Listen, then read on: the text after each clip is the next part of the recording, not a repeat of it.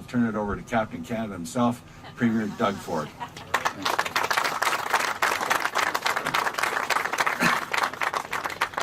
Well, first of all, good morning, everyone, and thank you, Minister Flack, for that introduction.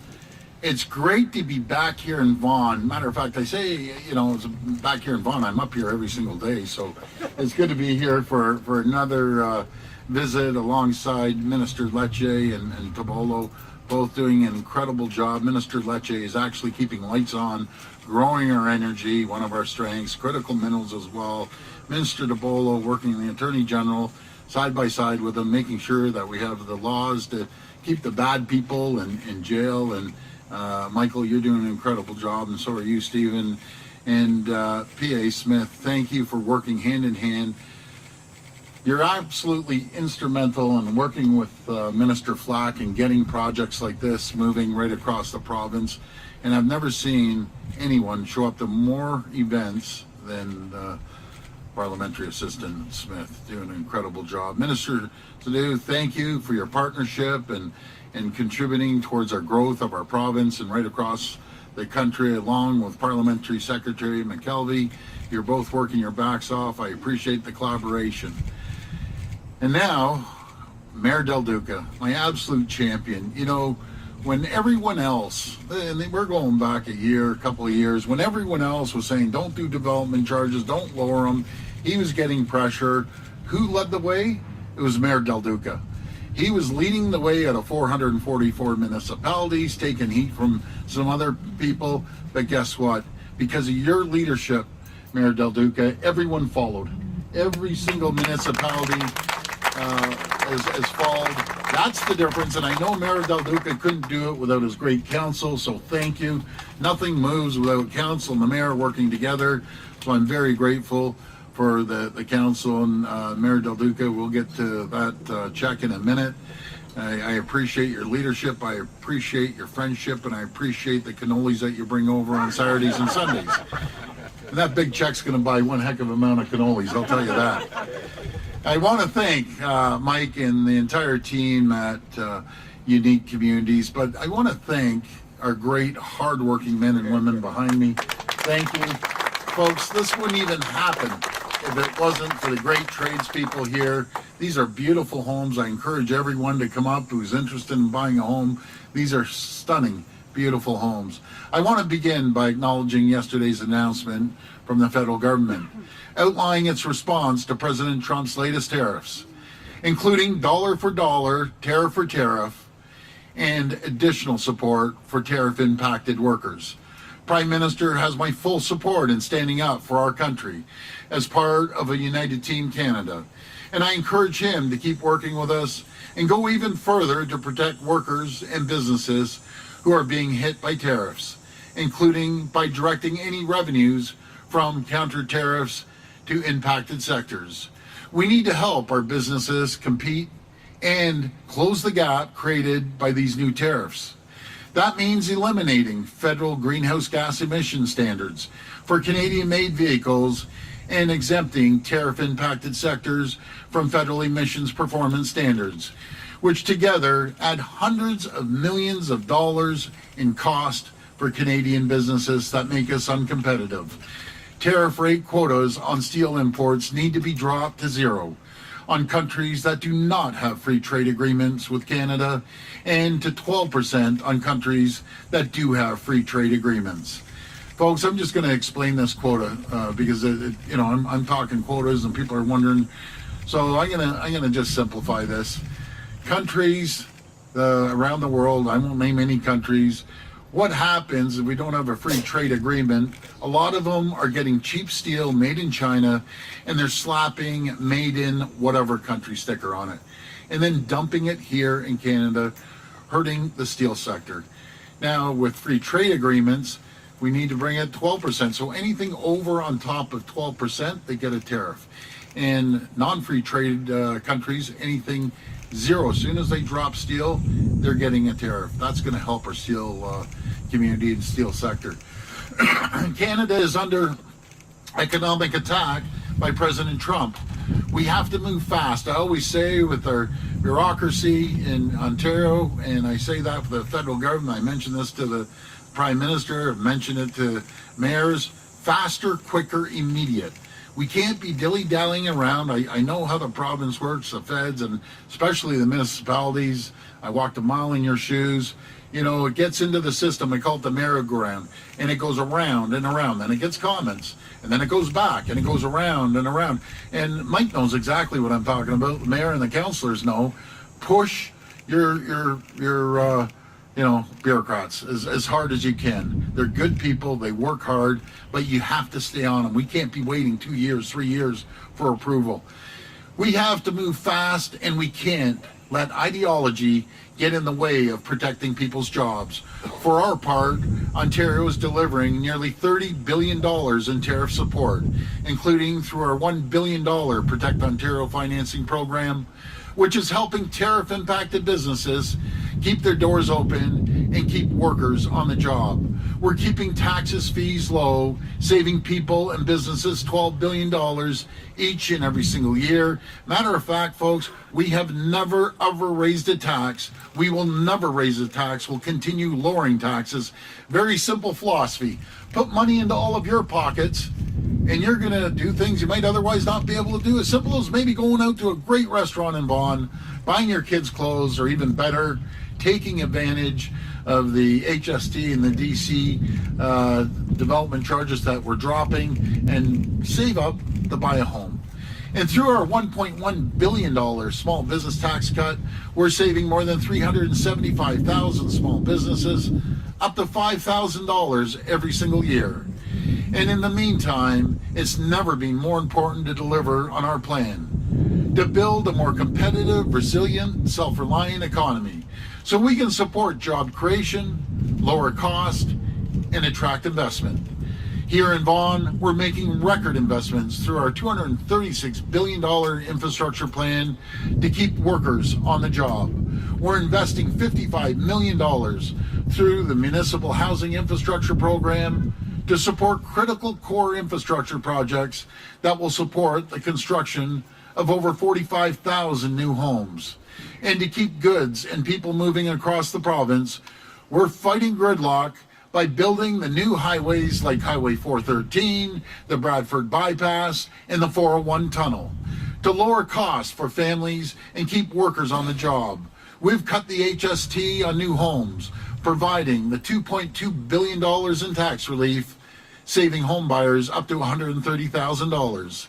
And we're seeing the results with new home sales up by 130% compared to last year. Isn't it amazing when you create the climate and the conditions, how people come and purchase a home? We're doubling down on this progress through our historic agreement with the federal government, which I thank the federal government, I thank the Prime Minister, to invest the $8.8 billion for infrastructure, with a majority earmarked for communities that dramatically reduce development charges. And tell President Trump I'll call him back that phone.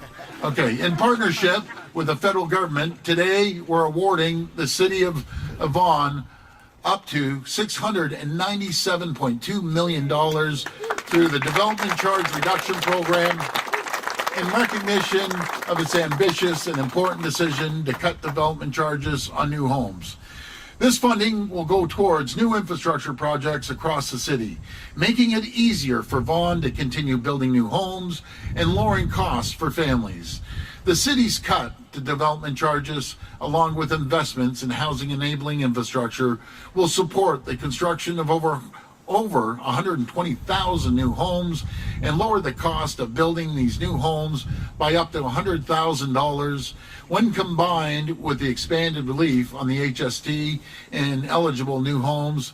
That means we're saving home buyers in Vaughan up to $230,000 off the cost of a new home.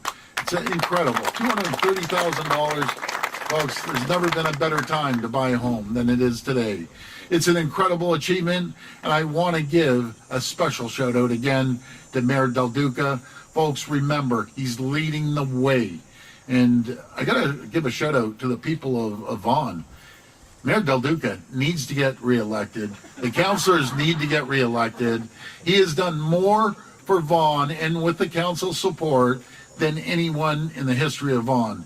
He has been a provincial leader when it comes to cutting development charges and red tape that make home builders more expensive. And I want to encourage other municipality leaders to see the success he's having here in Vaughan and follow his example. Ontario will continue working with our federal and municipal partners to support our workers, lower costs, and keep the dream of home ownership within reach for hardworking families in every corner of our province. I know that workers and families are worried about how tariffs will rise costs and impact their jobs. That's why this announcement is so important. It is delivering on our plan to build a more competitive and resilient economy. It's helping keep thousands of construction workers on the job, and it's saving families hundreds of thousands of dollars, and it's showing what Team Canada can do when we all work together. Thank you, and may God bless the people of Ontario. Thank you. We will now take questions from the media. Media present can ask their questions by forming a line and asking through the microphone. As a friendly reminder, the format is one question and one follow-up. Please state your name and your outlet before your question. First question. Yeah, you see all these bees? I swear they're President Trump's bee drones, because they're coming after me. I was going to say, watch I'm out. ready. Maybe keep your answers short, Premier, so your mouth isn't open. Yeah. Jeff Gray, Globe and Mail. I wanted to follow up on your comments about the Prime Minister, the federal government's announcements yesterday. Yes. Are you disappointed? I mean, you did not get the emissions changes you've called for, the industrial carbon tax and the tailpipe emissions, and they haven't made this move on steel quotas that you're talking about. Are you disappointed with what they announced yesterday? No, I'm quite happy that they went out and challenged the U.S. and President Trump, tariff for tariff, dollar for dollar. I'm very proud of what they did. On the emissions, we've had this discussion with the Prime Minister. We're going to have it, but we can't put an additional burden on these companies or they just won't exist. It's as simple as that. We have the cleanest grid in the world here in Ontario. Over 90% emissions clean. And what we're going to do is going to continue doing that. I'm going to call Stephen Lecce up in a second here, because he's handling the energy file. Our goal is to have 100% clean province right across the board. So there's no reason to do this. It just puts a burden on the backs of companies. I've talked to CEOs. Prime Minister has talked to CEOs. Bottom line is, if this burden continues, they're gone. Dofasco, within a few years, 4 or 5 years, could be paying $500 million a year. They don't even make $500 million. They'll pack up and they'll be gone in about 3 seconds. We have to create the climate and conditions for companies to thrive. When the U.S. doesn't have any additional charges, we can't have charges. I'm very confident, working collaboratively with the Prime Minister, and we always do. He's going to correct that issue. And with the gas tax, we've eliminated the gas tax. I encourage Prime Minister to eliminate the gas tax permanently. People can't afford it. You see these gas prices; they're getting jacked up nonstop. I think these gas companies are playing games with it. Have you ever noticed this? What ticks me off, folks? You go at night, and all mysteriously, it drops 10, 15, 20 cents. It's crazy. And guess what? In the morning, they jack it up. So they're screwing us. That's what they're doing. They're playing games. Prices don't change that quickly. So to the oil companies, get your act together. Stop playing games with the people of Ontario. You think we just fell off the turnip truck. Not happening anymore. So over to Minister Lecce, and you can explain what we're doing to have clean energy. How do I follow that? Good morning, everyone. Look, we have made the case to the federal government that if we want to have a competitive advantage for industry, this is before President Trump, but it is so much more real today after the president's latest attack on the country, that the industrial carbon tax, the clean energy regulations, policies that add a premium to the cost of doing business in this province means killing jobs. We have demonstrated through the Independent Electricity Systems Operator, an independent agency, has proven that the Premier's vision to expand non-emitting, clean nuclear and hydropower will make Ontario not just among the cleanest in the industrialized world. We will get to 99% of Ontario's electricity grid will be non-emitting, not because we impose higher taxes or the mandates of the vehicles you can drive, but because we have expanded non-emitting, clean, made in Canada power, leveraging the best of our nuclear technology. That plan by 2050 will get us to 99% without imposing additional costs. If we pursue or we allow the current regulation to prevail, we're adding tens of billions of dollars on the backs of businesses that are under attack by this most recent tariff. So we have demonstrated that our plan is sensible, it is pragmatic, it is affordable for families, businesses, and for workers. It is not surprising the Canadian Chamber, the Ontario Chamber, the Toronto Board of Trade, every economic institute has stood with Ontario as we advocate to the feds, and it should be said that they hear us. And while yesterday's announcement is the first step, there could be other opportunities for collaboration and for policy alignment in this area. Thank you. A follow-up question, Premier, about comments you made on Saturday about you didn't like the deal you saw Wednesday. By Friday, though, you had told the Prime Minister that you were not going to support it, you were not going to put U.S. booze back at the LCBO. We didn't hear about the deal, the talks collapsing, till later Friday, and the Prime Minister has given us other reasons. Is it wrong for me to draw the logical conclusion that, in fact, the person who vetoed this deal was Doug Ford? Well, at the end of the day, the Prime Minister is the person in charge. I work very well with him. I have a great deal of respect for the Prime Minister. And just compare it to the last Prime Minister, night and day. He's doing a great job. He's a fighter. He's standing up to President Trump. And at the end of the day, it's his choice. And he made the right choice. He made the right choice because the Prime Minister reaches out to the CEOs of, for instance, Dofasco, the auto sector, and he's hearing it from the sector themselves. And he was hearing it from myself. But that's not the only reason. Try to make a deal with Howard Lutnick and President Trump. You know, they kept moving the goalpost on the Prime Minister, and he did the right thing. And he has overwhelming support across the country, so he made the right decision at the end of the day, and I appreciate that decision, because we're going to fight like we've never fought before against President Trump. We're going to create the climate and conditions in collaboration with municipalities in the country and the federal government to attract more investment, which we've seen over $230 billion of investment. We led North America because we've worked with the municipalities, federal government, provincial government in job creation.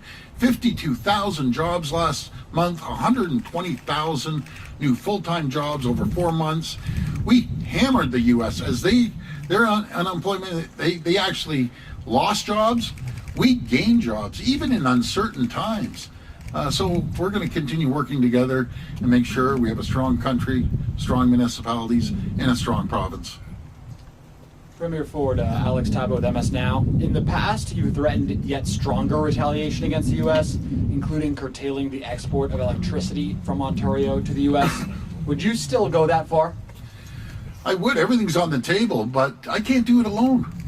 You know, I'm not the only province that ships electricity down to the U.S. We need a Team Canada approach, and I'd be happy within the provinces to lead that approach. If this escalates and we can't get back to the table and he keeps coming after us, all options are on the table, in my opinion, but I can't do it alone. We have other provinces that send electricity down to the U.S. We all have to be on the same page. And a follow-up, we know literally why we're in this trade war right now, but I guess more philosophically, what are the undercurrents that have brought us to this moment? President Trump, simple as that. You have a president, unlike President Reagan, that didn't believe in tariffs. President Reagan believed in growing the economy on both sides of the border and around the world. Make no mistake about it, America is a powerhouse, but we're an economic powerhouse as well. We're the U.S.'s #1 customer across the board, across the world. We buy more products, more services, more widgets off the U.S. than anyone in the world. And a tariff on Canada is nothing more than a tax on the American people. I feel terrible for our workers here, the steel workers and auto sector, but we're going to back them. Down in the U.S., they're going to see massive layoffs because the ridiculous tariffs that President Trump has put on his closest friend, closest ally, #1 customer, and yes, they're our #1 customer. But I got to give credit to the Prime Minister. I got to give credit to Minister Sadu and Vic Fideli. They're traveling all around the world, making deals and agreements to diversify our trade to other regions of the world. And we've seen massive increase in trade with countries around the world because they feel the same pressure as what we're feeling right now against President Trump. And we're broadening the trade to over 2 billion people around the world. And we're going to continue working together as Team Canada. Hi, Premier. Alison Jones with the Canadian Press. You're just speaking about electricity and all the provinces that send it down there, but I know that oil is obviously a big factor as well. You've called on all the provinces to use energy as leverage. I know you spoke to Danielle Smith on Monday. She's obviously still opposed to that idea. From your point of view, how did that conversation go, and is there anything you think you can do to get her on board with your approach? Well, we had a great conversation. We get along quite well. We may disagree on certain items, but I'm going to be flying out there to pay her a visit. You know, this is why we need, the pipeline. We've needed this for 50 years, going from west to over to east. And we're going to work on that. We're going to work collaboratively with Alberta and Premier Wab Kinew. We have to get his approval, and Scott Moe, and everyone has to work together. I'm confident that's going to happen. But Premier Smith came up with some great ideas. Right now, we're getting our fuel and our natural gas coming down to the U.S. and coming back up to Canada. Craziest thing I've ever heard in my life.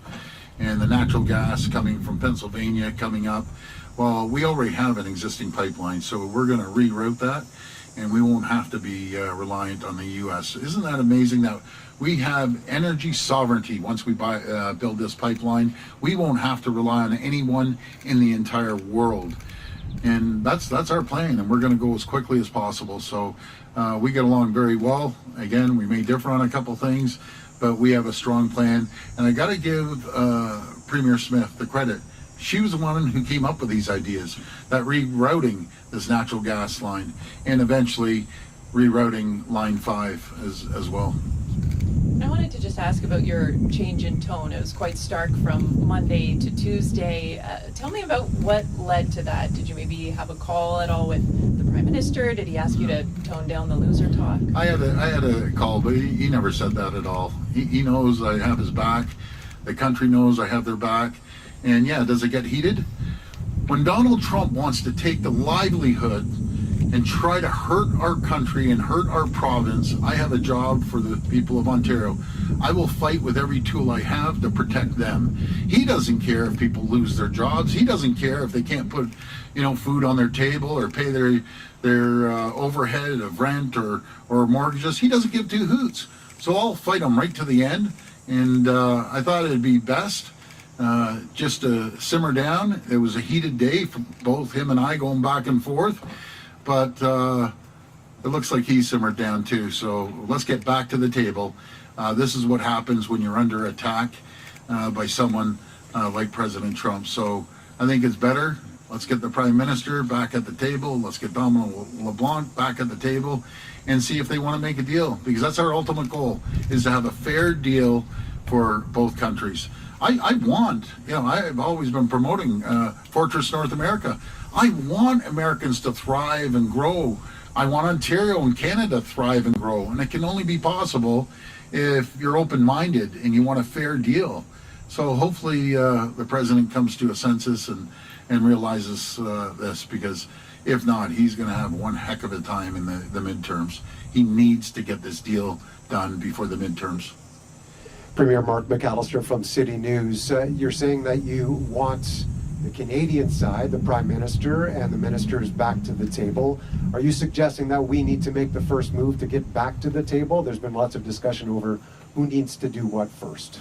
Well, that's going to be up to the Prime Minister and President Trump to get on the phone and have a conversation. Folks, I don't get involved in the day-to-day dealings of this trade deal. I have confidence that the Prime Minister and Dominic LeBlanc, Minister Dominic LeBlanc, will do an incredible job. And they proved it to the Canadians, that when it's not a fair deal, they're going to walk away from it. And yes, does he collaborate and call, not just myself, he calls other premiers across the province, gets their opinion. And that's what makes a good leader, when you get other people's opinion. And then, based on that, no matter if it's the private sector or the unions or other elected officials, and then you move on it after getting people's opinions. At least that's how I operate. You've sent a letter to Ontario's board chairs calling on them to review their supply chains, planned procurements to move away from American businesses. How are you setting the example, and what is the government doing to do that? Well, we put in legislation that you have to buy Ontario first, Canada second, and anywhere else in the world third. I'm going to give you an example, and I keep hearing these, rumors, and then I follow up. I get our ministers, but we're building a school. I think it's in Uxbridge. I'm not 100% sure, but it all starts with the architects and the engineers speccing out these materials. So I hear they spec out this brick, and God knows we have great brick companies here in Ontario, and they're buying it in the US for $8 a brick, and we can sell it for $2. Like these engineers and architects, I don't know how many times I have to tell you, how many times I got to tell the boards or everyone else, I don't care if it's an agency, buy Ontario, buy Canada. I feel like I'm just, like a broken record player, keep saying it. What don't you get? It's ridiculous. Buy Ontario. So I'm going to be all over these guys, and every architect, every engineer, if you think you're going to spec some funky thing down in the US or overseas, not going to happen. Michelle, CBC News. What came out of your talks with Premier Smith? Well, a real productive talk. I'm going over there. We're going to have a good chat. We've agreed we got to get that pipeline right across the country, and we're going to be energy independent. That's what we're going to do. And she's come up with a few different ideas how we can reroute lines that are in the U.S. and run them through Ontario, existing pipelines. And I look forward to going to pay her a visit. I can't remember. I think it's in a couple of weeks. We'll sit down, have a fireside chat. We'll go visit some companies, talk to some of the big oil companies. I'll make sure I voice my opinion like I usually do. Why are you lowering costs at nighttime and jacking it up in the morning? Unacceptable. Unacceptable. My follow-up is for Minister Sadu. Minister, during talks, what countries did the U.S. want to restrict Canada from doing trade with? Look, it's a good question. We won't let another country tell us who we can and who we can't negotiate with. I think it's important that we maintain our sovereignty. The Prime Minister has been very clear. I've been out there negotiating free trade agreements. It's about opening market access. This is what chambers and businesses have asked us to do. This was Plan A from the start. It was in our platform during the election last year. It was in the speech from the throne. It's in the budget. And we're going to continue on that track. And we're on the right track. Look, we've unlocked opportunities in Japan, in Indonesia, in the UAE, in Ecuador. We just signed a free trade agreement with the UAE in less than 50 days, record time. I'm currently negotiating with ASEAN, with India, who I intend to lock down those agreements with by the end of this year. Right now, we have about 1.5 billion, we have access to about 1.5 billion consumers around the world. We are going to double that to over 3 billion people. We need to get our goods out to new markets, and that's exactly what the focus is. Thank you. Premier Ford, Steve Cornwell from the Trillium. I'm just going to follow up with the Minister. The Prime Minister have gathered investors from all over the world, $100 trillion in total. They're coming to Toronto. He led that mission, and all the premiers are coming to Toronto, and we're all going to have an opportunity to tell them how great our country is, to invest here, invest in the infrastructure. It's a stable country, so they know what they're going to get when they come here, and it's going to be really, really exciting. $100 trillion. Hi, Premier Ford, Steve Cornwell here from the Trillium. Just another question on the Buy Ontario memo that you'd sent out yesterday. If you are regularly kind of reminding builders and perhaps staff that they should be, following the Buy Ontario policies and buying from local vendors, is it a signal that legislation and policy that your government has put in place is too weak to enforce, the spirit of the legislation? Good question, but there's always one bad apple. No, I think they're doing it probably 98% of the time, but it drives me crazy when I hear someone's buying something off the U.S., one of these agencies or hydro companies or whatever. Like, it's just common sense. Like, we're in a war. You protect your country. You protect your province. It's amazing how I have to chase these people down. It's staggering. They shouldn't even be working if they can't follow the, if I can use this, patriotic rules. When you're at war, you protect your own. You protect your own backyard. You don't go down to the U.S. and buy a product. There's nothing we can't make here in Ontario or across the country. So basically just another warning shot, but we're on to these folks like you've never seen before. And you know what I love? The suppliers are the ones calling us, giving us a heads up. So suppliers out there, keep calling us. If you see something going sideways, give us a ring and we'll hunt it down and hold them accountable. And just a question, you mentioned the U.S. midterms. You've taken your message to American voters quite frequently in recent days.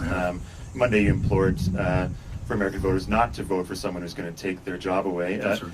And you also said something to the effect of you're hoping Democrats can get their act together. At this stage, can you rule out running Government of Ontario ads in the U.S. ahead of the November midterms? Yeah, no, we aren't going to run ads as far as I'm concerned right now. I want to, but I don't want to heighten this fight at all. We need to get back at the table. We got to simmer things down, and I just hope that the Dems get their act together. That's what I'm saying. You know, they've never seen this in the U.S. Their party's being split. They've gone socialist communists on one side, and you know, regular Democrats, hardworking, smart, pragmatic Democrats, are being under attack by their own party right now. That's actually pretty scary. Having socialist and communists running for the Democratic Party. Start your own party. Let the Dems, let's go back to the, Bill Clinton days that they worked together with the Republicans and really had the country booming. That's what we need. Hi, Premier Siobhan Morris, CTV News. Hi, Siobhan. You talked yesterday in your interviews about your confidence that a deal can be reached, but today you were talking about the problems that people like Howard Lutnick and other members of the administration present. So I'm just wondering where that confidence comes from. I'm just confident eventually there's a line that's drawn in the sand, and they cross that line. Prime Minister acted properly, and they know we're serious. You know, when President Trump says we're harder to deal with than China, well, he's treating China, communist China, better than he's treating his closest trading partner.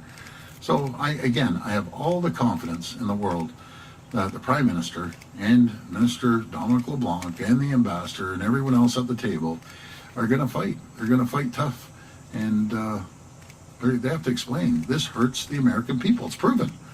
Their economy is not going anywhere. Ours continues to grow. And we're seeing more investment. It's not just Canada, the whole world sees it. So honestly, folks, I was getting calls from the UK, Italy, Germany, India, I'm missing another country, France. The message was sent out loud and clear. I just said that every leader in the country wanted to say to President Trump, but couldn't say it. President Trump this morning was talking about teaching Canada a lesson that the U.S. can't be treated a certain way. He's talked about feeling like the U.S. has been ripped off. Do you continue to think that dollar for dollar is the way to go in terms of retaliation if he escalates further? Yeah, when you negotiate, you always negotiate through strength. You don't negotiate through weakness. And they're putting out fake news. He likes using fake news. He's putting out fake news.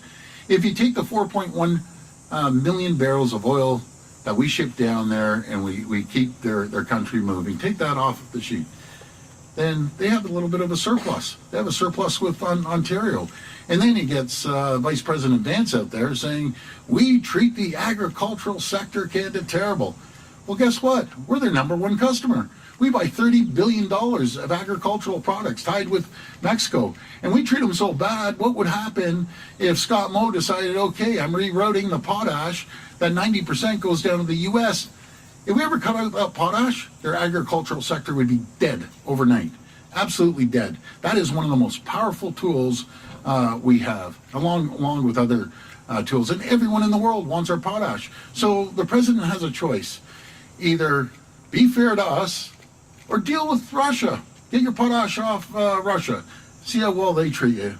Or get your rare earth minerals and critical minerals off China that have the market cornered. Or you can support and work with your closest friends and allies. This is not against the American people. I love the American people.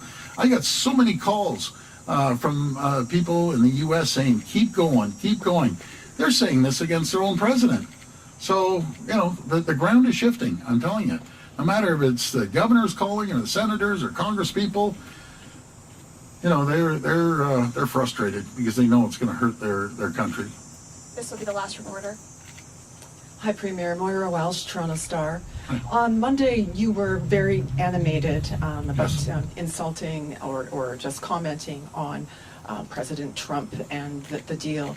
Yes. And I'm wondering if you became quieter the next day. Were you or your staff suddenly concerned that you may Not have at all. gone a bit too far and Not- actually trained Trump to focus more on Ontario to punish you for your comments? Not at all. Total opposite. You know, those words resonated. And I usually don't use those words, but when your country's under attack and your province is under attack and this guy's just nothing but a bully, it resonated around the world and everyone in Canada. It didn't matter what political stripe. It didn't matter if you're from the green, orange, red, blue parties. Everyone is united.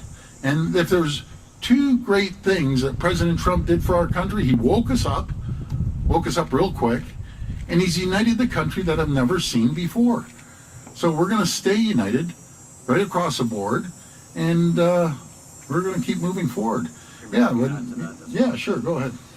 Look, I think when you talk about what's happening in the news and the headlines, it's really united Canadians, as the Premier said, and we're seeing that reflect in the numbers. Last year, we set out to double our non-U.S. exports to the tune of $300 billion.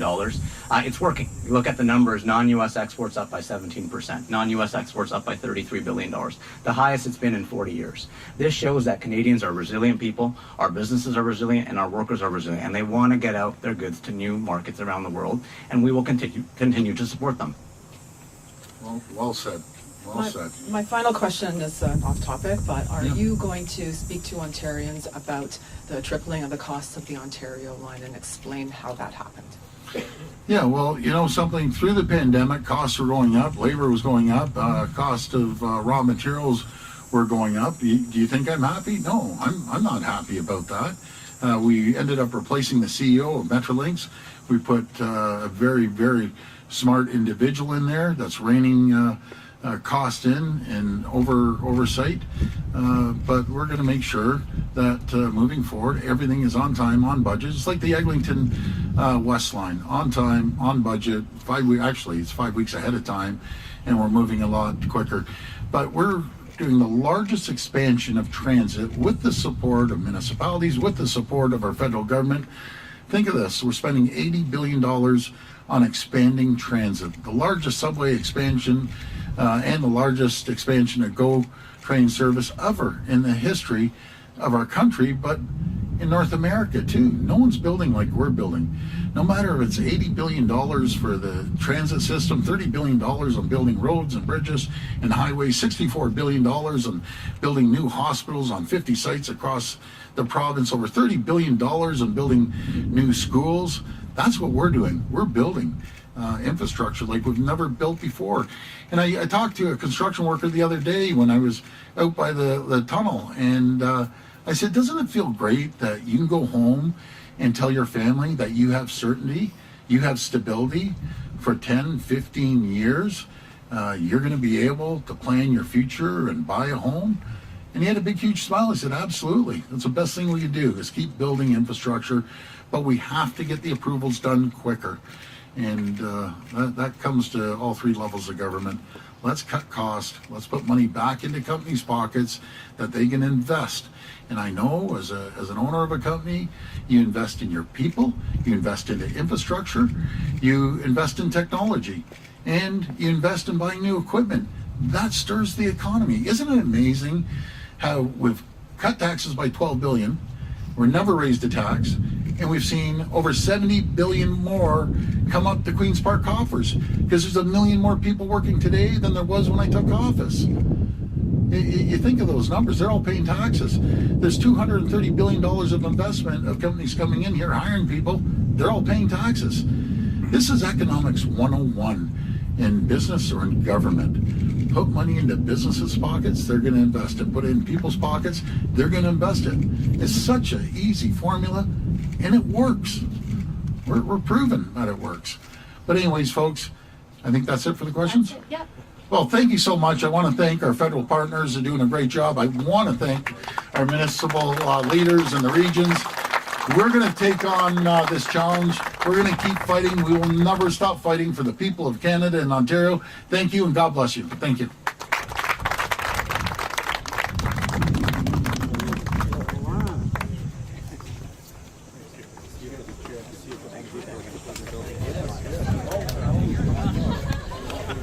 We were ready.